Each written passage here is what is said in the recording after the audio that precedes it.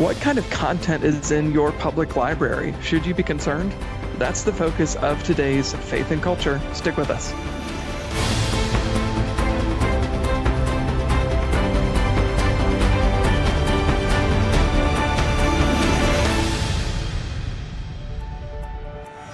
Welcome to this week's episode of Faith and Culture. I'm your host, Tré Goins-Phillips, and I'm joined today by Pastor John Amanchukwu.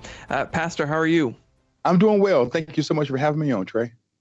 Well, it's good to have you here on Faith and Culture. And look, I'm going to dive right in. You may have heard that there are churchgoers in Louisville, Kentucky, who recently went into a public library in a neighboring county where they checked out and are now refusing to return children's books that they deemed were sexually perverse. I believe it was 16 book titles in total that are centering on LGBT identities, sexually explicit content.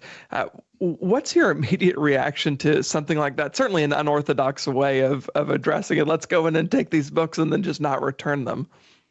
My initial response is, where do I send a donation to help this continue? All right. How do I help fund this mission? You know, respectfully, I don't think that any school should have books that seek to indoctrinate children into heterosexuality or into homosexuality, into transgenderism, into bestiality, and all of these other isms and schisms of our culture. I don't think that should be the focus of education. You know, we should teach students how to think, not simply what to think. That's what we should teach kids. But however, I'm steeped in this topic. I've now traveled to 21 states, speaking up for kids, fighting against filth. You know, some people call it indoctrination, but I like to call it mental rape because it assaults the soul, it stains the brain, and it robs kids of their innocence. This book right here that I'm holding up is entitled Worm Loves Worm by J.J. Austrian and Mike Curato. This book is for kids ages 4 and up. And the focus of this book is that it talks about same-sex marriage. You know, there are two worms in this book that ultimately end up getting married. One of the pages says, "But which one of you is the bride? Ask the bees. And how can we be bridesmaids if we don't know who the bride is?" And then one of the worms says, "I can be the bride," says worm. And the other worm says, "I can too," says worm. And so both of the worms are going to be the bride, and then both of the worms are going to be the groom. And then the worms seek to get married. And so they ask Cricket in this book, the preacher, Cricket, the preacher, to marry them. And it says, "Wait," says Cricket, "this isn't how it's always been done." And then the worms say, "Then we'll just change how it's done," says worm. "Yes," says worm. And so this book is for kids ages 4 and up, and it pushes same-sex marriage on them. Now, just because the Supreme Court has made it legal for 2 men and 2 women to get married, it doesn't make it right. Heaven doesn't endorse the marital bond between 2 men and 2 women. But this has been the movement afoot in the American education system. And it's why even I launched my YouTube channel. You can go to John Amanchukwu to find out more about the episodes that I do on this same issue. You can go to John Amanchukwu as well on YouTube and see my documentary that details my national campaign on how to bring common sense back to education and to reclaim schools and communities. You know, I want to talk, John, about what motivated you to get into this fight. But first, I want to ask you, how do you think we got to this place as a culture to begin with, where we're, sending our kids to schools and to libraries where they can check out books that are like this? Well, Isaiah 5:20 says, "Woe to those who call evil good and good evil, who put darkness for light, light for darkness, bitter for sweet, and sweet for bitter." When you start calling same-sex marriage and transgenderism and diversity, equity, and inclusion, and even critical race theory good, That's where this comes from. But there's been a movement afoot by Marxist atheists for a long time to deconstruct Christianity and to push this ideology upon kids. Alice Bailey has been one of the main propagators of this content and information through her plan to create a society where Christ was dethroned. People like her and many others. But that's where this comes from. It also comes from the weakening of the Christian church. When only 36% of senior pastors have a biblical worldview, and only 13% of teaching pastors have a biblical worldview, and only 12% of youth pastors have a biblical worldview, you're going to have a problem. And so in the Christian church today, we have people talking about God and preaching from the Bible that don't trust and or believe God in how they should carry out their everyday lives. I believe this, Trey, that weak pulpits create weak Christians. Weak pulpits create weak Christians. Weak shepherds create weak sheep. And that's what we're contending with today, and I think that now more than ever, we need to have a come to Jesus meeting around the significance and the inerrancy and the infallibility of the Word of God. We need preachers to get back to believing the Word of God from Genesis to Revelations and to preaching the whole counsel of God's truth. So what then was it that motivated you? Why is this something that you are passionate about? Like you said at the start, you've gone to 21 states and you've spoken out against the books that are in libraries and in classrooms that the teachers are pushing on kids, librarians are exposing kids to. Why is this something that you personally care about? Well, first and foremost, as a father, I care. Men are called to be protectors, to be providers and the priest of their home. But then also, I'm a Christian and I'm also a pastor. I'm a preacher. I'm an evangelist.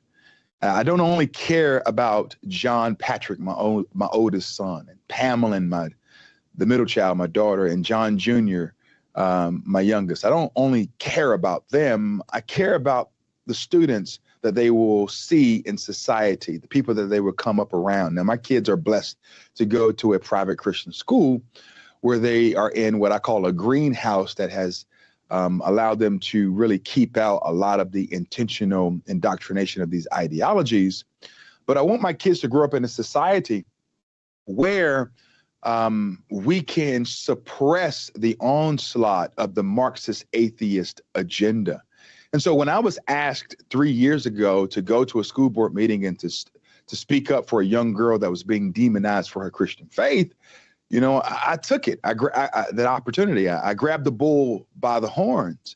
And I'm glad that I went because the message ended up going viral. I didn't think that a 180-second message for 3 minutes, my friends, would catapult my ministry and take me to the level that God has ordained me to be in this moment. I would have never thought that traveling to 21 states and in some instances speaking for even 2 minutes or 1 minute would be the catapulting thing to get the message out about the significance of reclaiming schools and communities. I want to say to those who are listening that you never know when that opportunity for God to use you is going to come, but be sure to take it because it might come packaged as an offer from a person who's working with Moms for Liberty to go to a school board meeting. When that time comes, make sure you say yes to God. Yeah, absolutely. Look, we're going to fit in a quick break, but we have so much more to talk about on the other side. So everybody stick with us.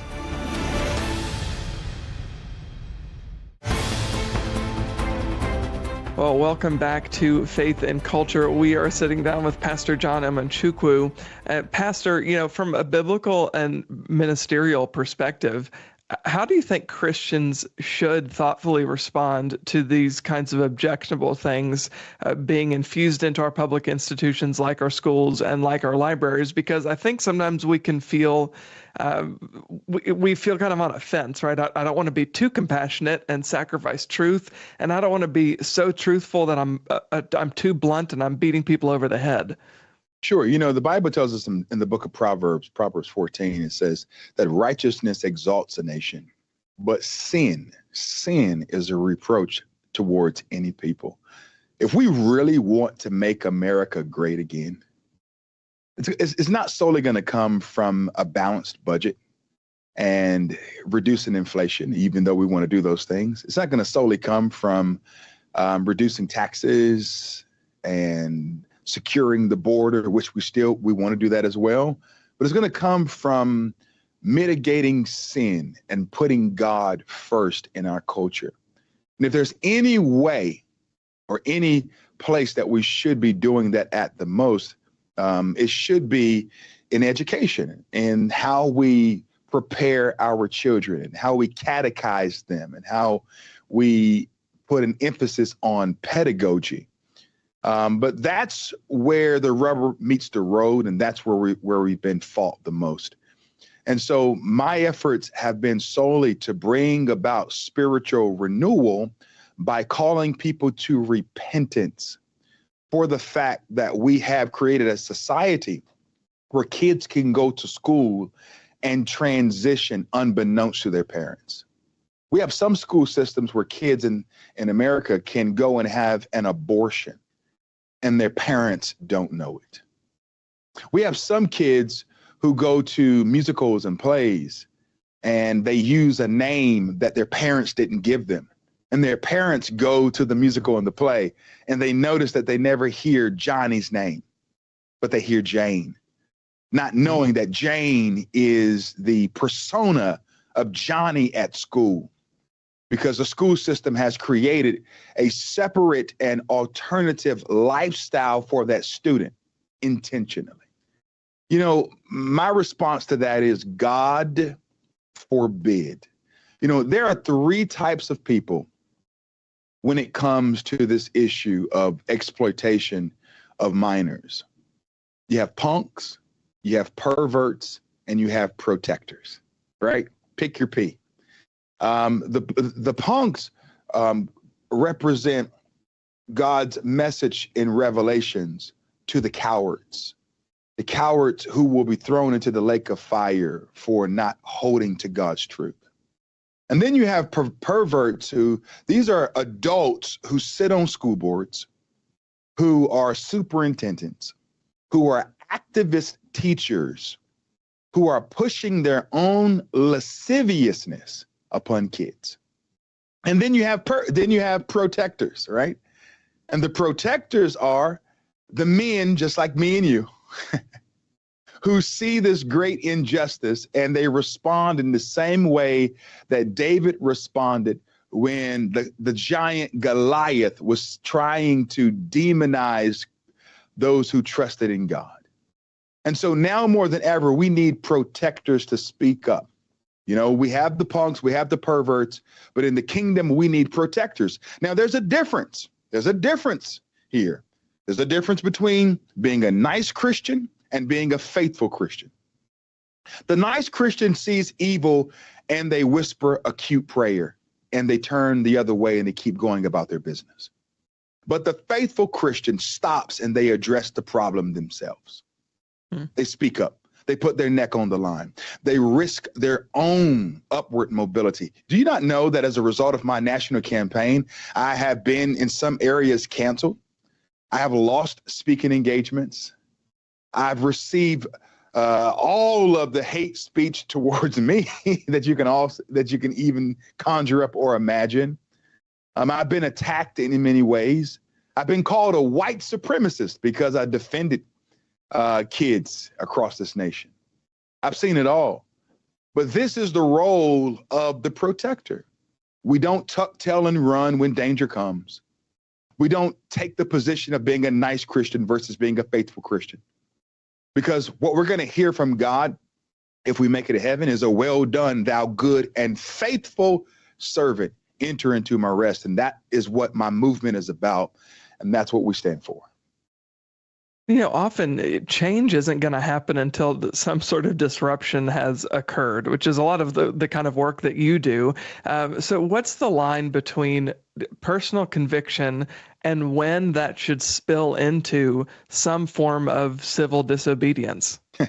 Well, speaking of civil disobedience, I mean, we saw civil disobedience in the Old Testament. When Elijah went to King Ahab and told him that there will be no dew nor rain until he said so, do you not know that that was civil disobedience?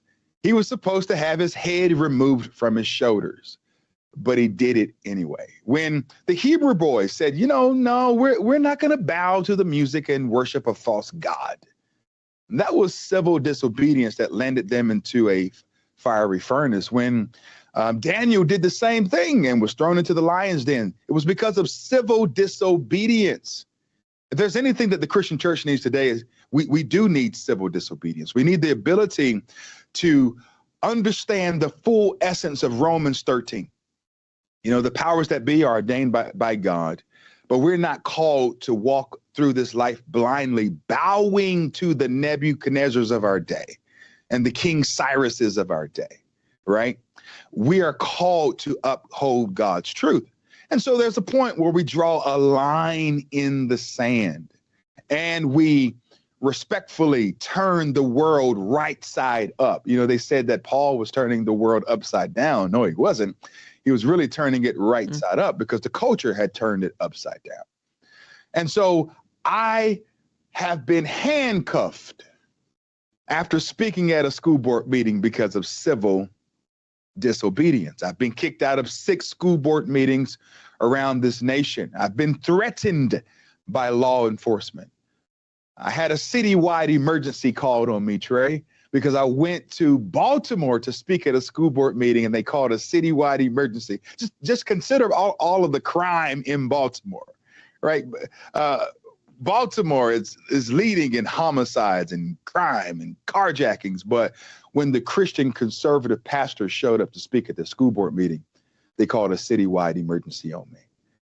Civil disobedience is necessary and more Christians need to do it.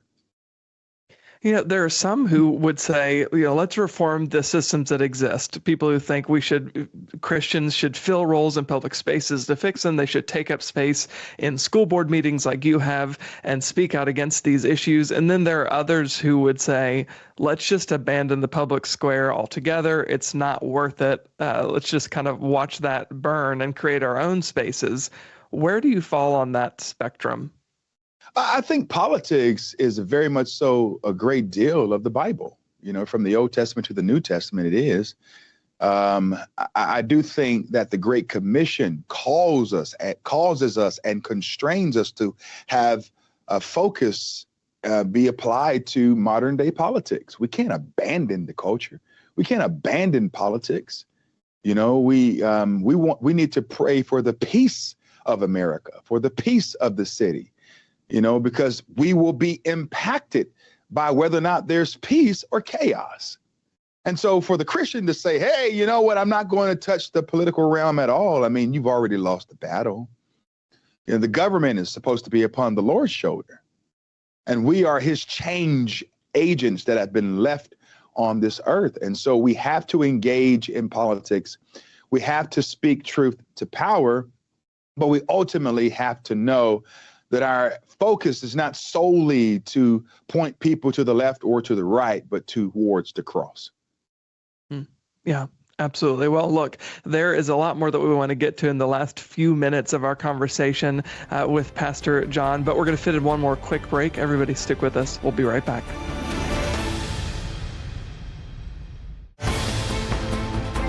Welcome back to Faith and Culture. We're joined by Pastor John Amanchukwu.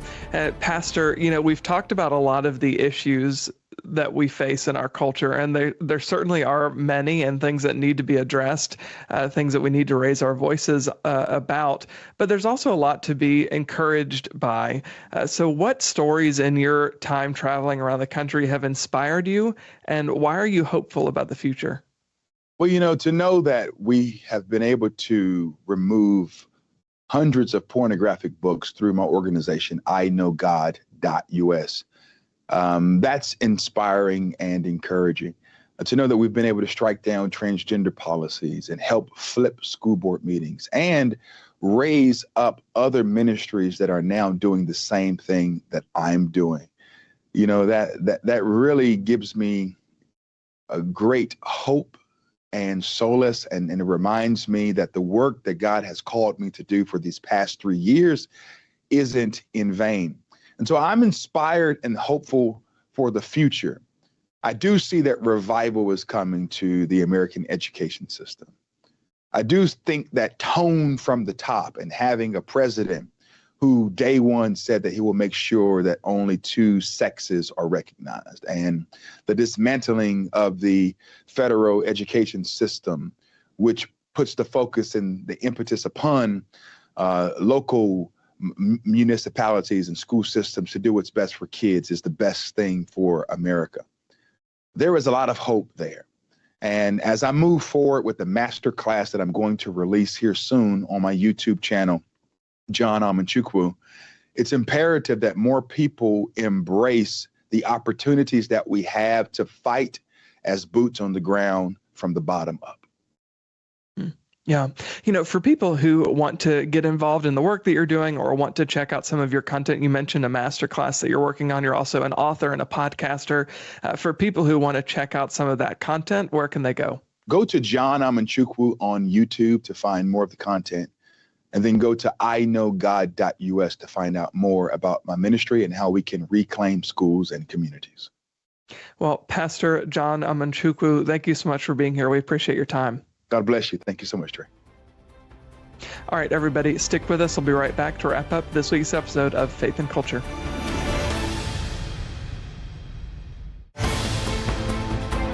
That is all the time we have for this week's episode of Faith and Culture. Thank you so much for being here with us. If you want more of our conversation with Pastor John Amanchukwu, check out our Faith and Culture podcast. It'll be available this week, a new episode. And also, as always, go to cbnnews.com for more news from a Christian perspective. Thank you so much, and God bless you.